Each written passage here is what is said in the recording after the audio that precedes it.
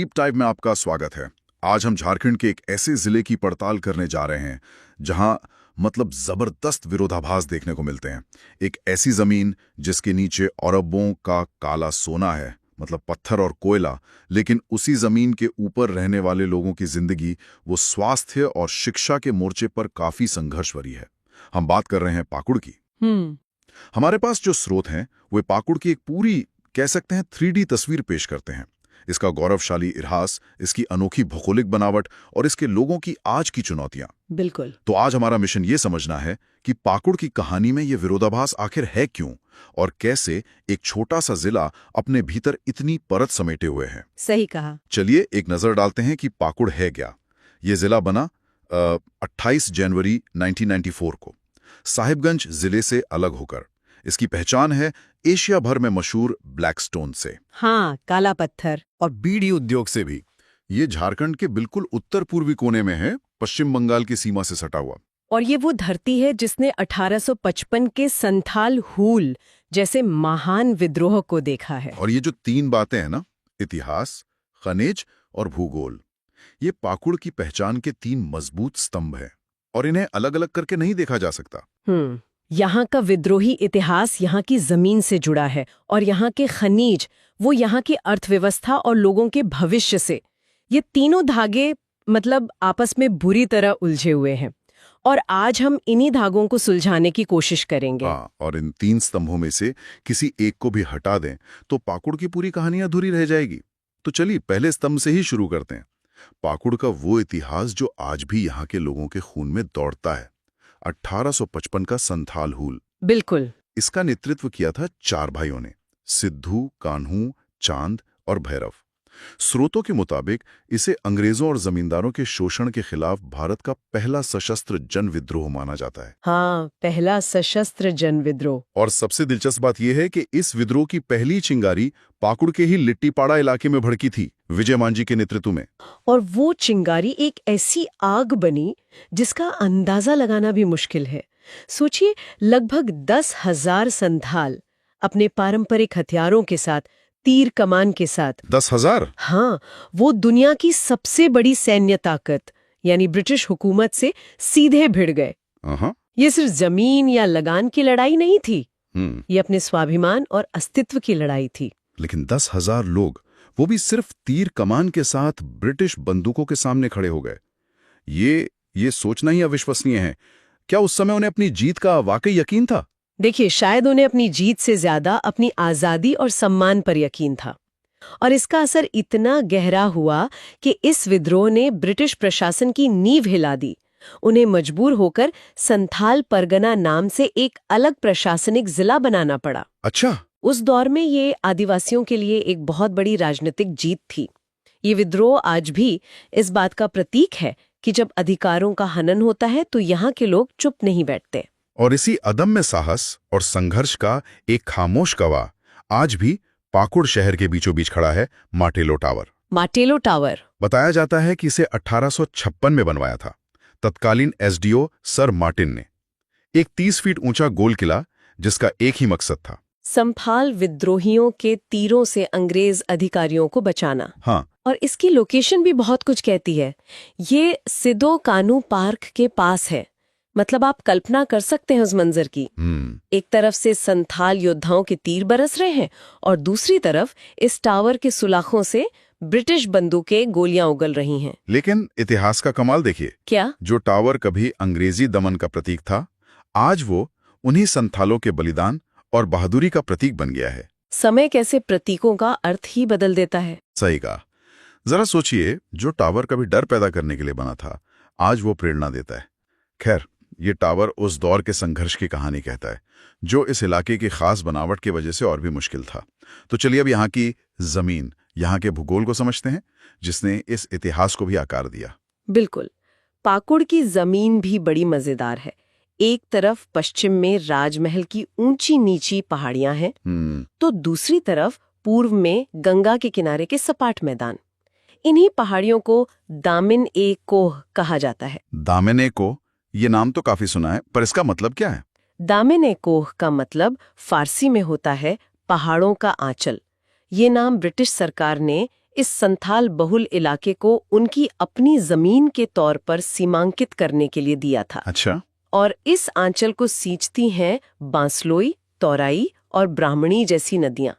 यहाँ गर्मी भी खूब पड़ती है, पारा 44 डिग्री तक चला जाता है। और बारिश? साल भर में अच्छी खासी बारिश भी होती है, करीब 1350-1400 मिलीमीटर। तो पहाड़, मैदान, नदियां, सब कुछ है।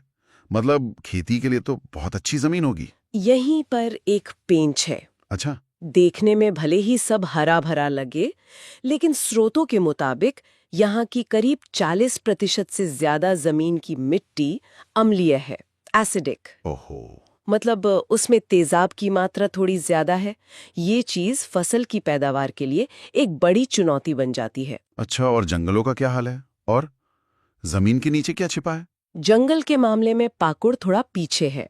जिले के कुल क्षेत्रफल का सिर्फ 5% हिस्सा ही जंगल है। बस 5%? हाँ, जो ज्यादातर उत्तरी और पश्चिमी पहाड़ी इलाकों में है। इन जंगलों में साल, महुआ, पलाश और बांस के पेड़ मिलते हैं, लेकिन असली खजाना जमीन के नीचे है।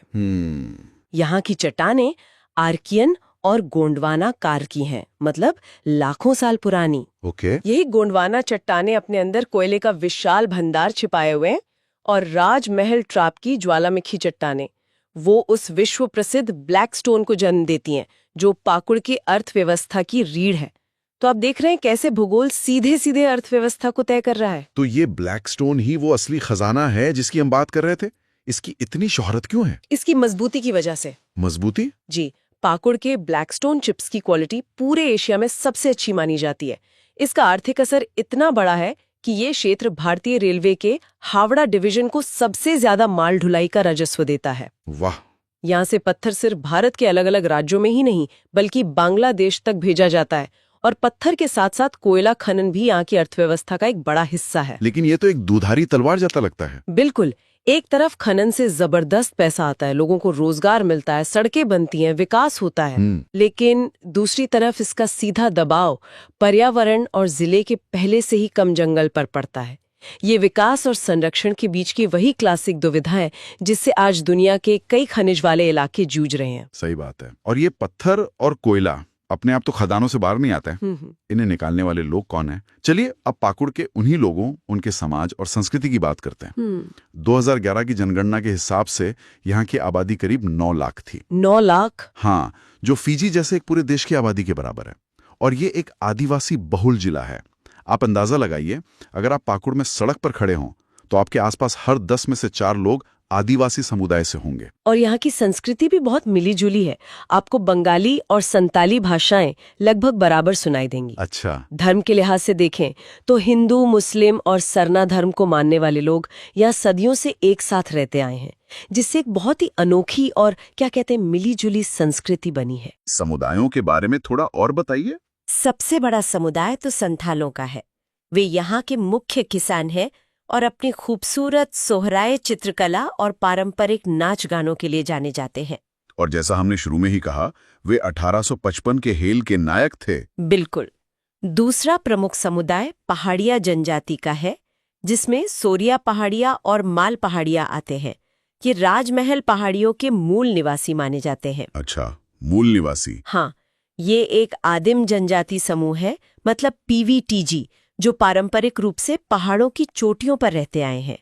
और ये इतने स्वाभिमानी थे कि मुगल काल में भी इन्होंने अपनी आजादी बरकरार रखी। वाह। और इन सभी समुदायों की जिंदगी का आधार क्या है? आज भी खेती ही है।